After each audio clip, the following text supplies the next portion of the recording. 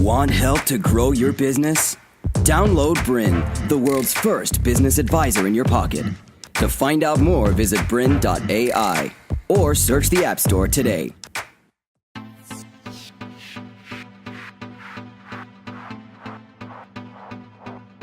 Welcome to another episode of Inspired. My name is Stuart Taylor from the Resilience Institute. I'd like to talk about building resilience for sustainable high performance. I'd actually like to start by introducing you to the children in my family. And a few years ago, we headed off to the Melbourne show, and a few $100s later, we had a fantastic day. How many emotions can you count in this picture?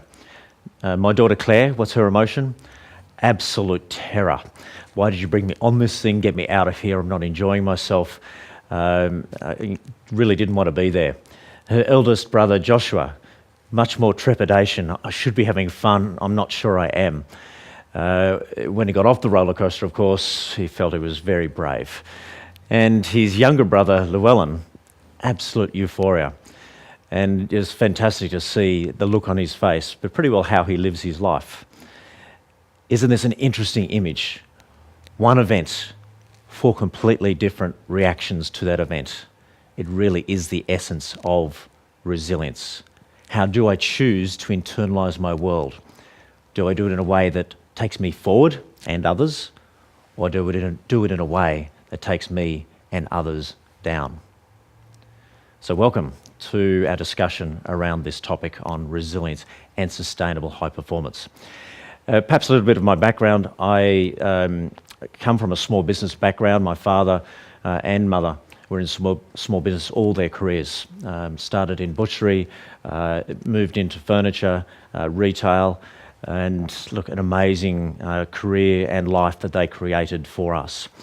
I then went into the military, joined the military, and had an amazing time learning leadership skills that came with leading troops in the military.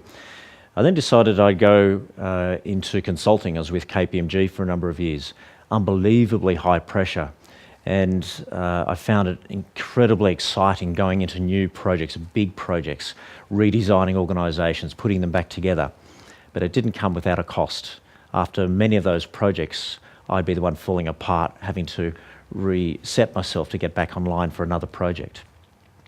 I then decided to leave KPMG and went into a corporation. And I was with that corporation for a number of years when I started experiencing some symptoms. And when I found time to go and see a doctor about this, I came out of that with a diagnosis of brain cancer. This was back 14 years ago. I was given 2.5 years to live.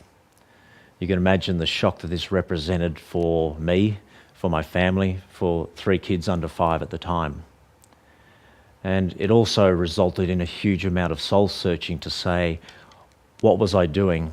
How was I living that had led to this event?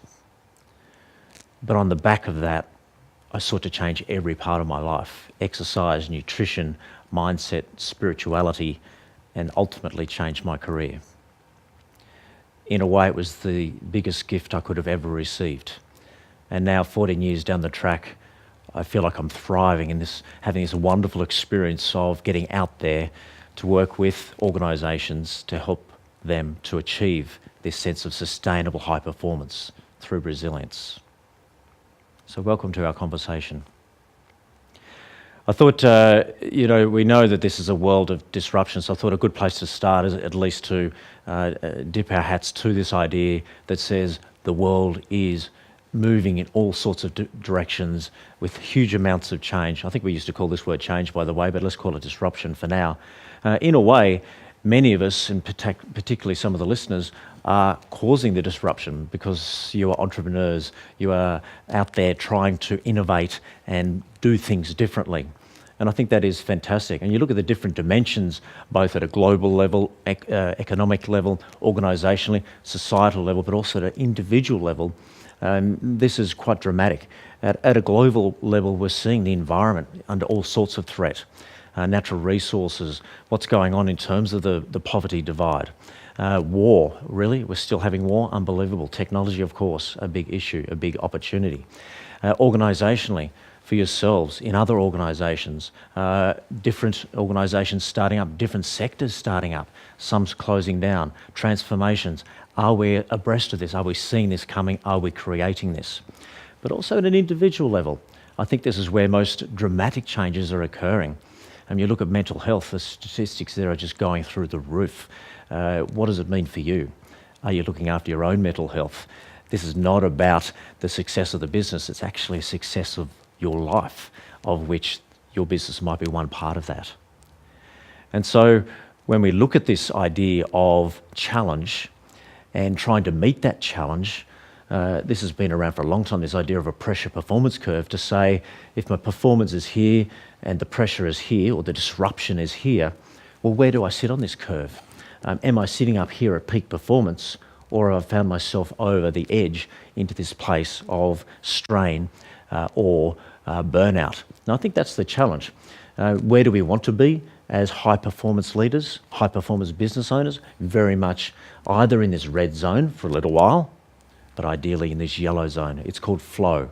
This is me at my best and able to do that sustainably. We know there is too many cases of the strain and distress side of this curve. We see it in all sorts of organisations, in the newspapers every day. There are more and more examples of where leaders are falling by the way.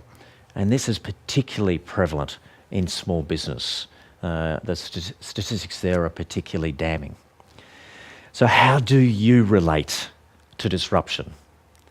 And I think this is a marker of resilience. Some of us do look at disruption as an adversity. How quickly can we change or reframe our thinking to see it more as a challenge, and ultimately to reframe it as an opportunity? Because over here, where change occurs, where innovation occurs, where opportunity occurs, where success occurs. This is a resilient behaviour, not so much over here. And so what is this thing called resilience? Unfortunately, the media's gotten hold of it and given it all sorts of definitions, and mostly a coping or a survival construct. I'd like to say it's much more than survival. Much more than survival, and I'm sure you didn't go into business to survive. So what is resilience? I would see it as a learned ability. For starters, it's a learned ability. Yes, you might have been born with more than others, but the day you seek to learn the skills of resilience, you can actually develop this competence. So I think it's worthwhile at least noting that. You're not just born with it, you can actually develop it. Attributes of resilience. And this is my pin-up guy, by the way. I think it's just a sensational example of resilience. 27 years in prison, stayed sane, went on to change a country, arguably the world, and then did what some of the road rages perhaps would relate to, and maybe that's you. Incredible. Was able to forgive the other perpetrators of that evil, perhaps. And so when we look at the definition, most people would say resilience is about bouncing back. Well, of course, that is part of the situation. And in fact, when you look at some of the statistics in businesses, 80% of people working in business have high levels of intensity. That's shown from our own research over the last 4 years. At the same time, 30% of people in business operate with high levels of worry and distress. This is not sustainable. So of course, this idea of bouncing back is critical. But I'd like to put forward the point that resilience is more than bouncing back. It's also about how do I bounce forward. And bouncing forward, we see involving 3 elements. Number 1, courage. You actually do need courage to step out of that comfort zone. Without courage, I'll keep doing what I'm doing. Very little innovation is going to happen there, and I'm certainly not going to deal with adversity. Number 2 is creativity.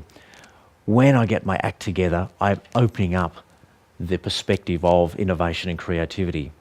When I have a shocking night's sleep, when my emotions are negative, when my thoughts are pessimistic, there ain't a lot of creativity going on.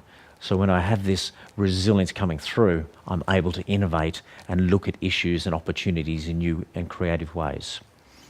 and connection. I think this is essential. Resilience is not an individual sport. It's a team sport. How do we move forward together is very much this concept of resilience. So hopefully that broadens some of the thinking on this topic beyond a survival construct. But let's talk a little bit about bounce back, because it is really that starting point. It'd be nice to think we just whistle our way through life in a state of delusional glee. Well, of course, that ain't the case. Occasionally we do take a hit, and occasionally we head south. And so to have a look at some of the language of that downward spiral, I think is helpful. And we do have a pretty awful name for this at the Resilience Institute. We call it the death spiral. But there it is. It starts at a really basic level. Let me take you down the journey and perhaps listening for your own experiences of this journey. It starts at a really basic level called the confusion level. I have got so much on my plate. Priorities are changing left, right and centre. I'm not even sure what I should be working on first. I'm feeling just a little overwhelmed. I'm not sure whether you can relate to that, but I'm sure you'd be there on a daily basis. Most people are.